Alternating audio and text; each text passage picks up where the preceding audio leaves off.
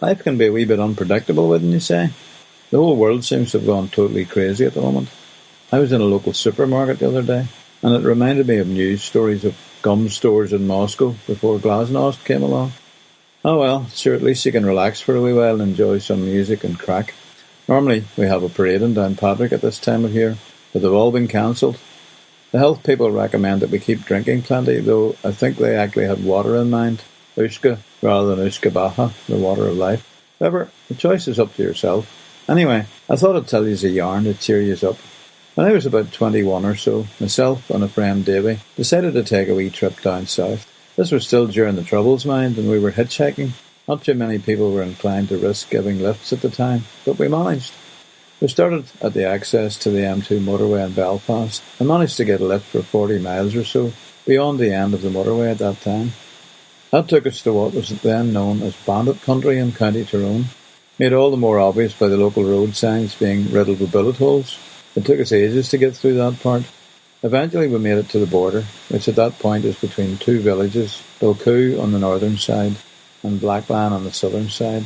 Traffic was scarce and lifts were even scarcer, and we were seriously thinking of spending the night in a roadside workman's hut when a car eventually stopped for us.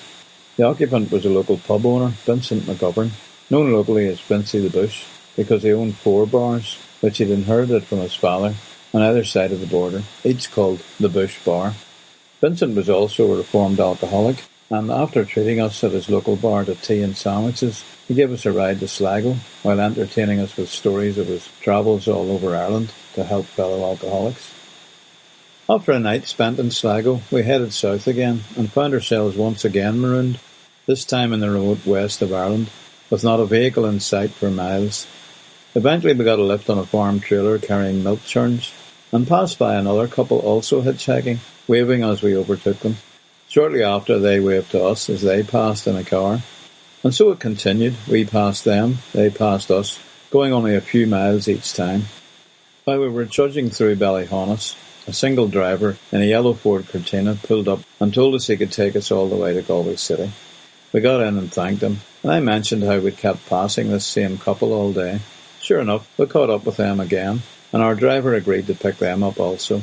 I chatted with the driver, but the others sat quietly in the back listening to his music and not talking.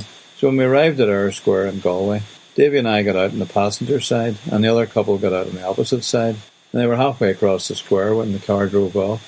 Even so, I tried what turned out to be the magic words, shouting, "Buy you a pint?" across the square.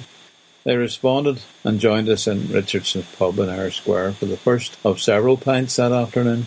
They were husband and wife, Bernard and Nuala, from Sligo, and we had a great conversation, which led to a friendship which has continued now for many years, my wife and I visiting them every few years.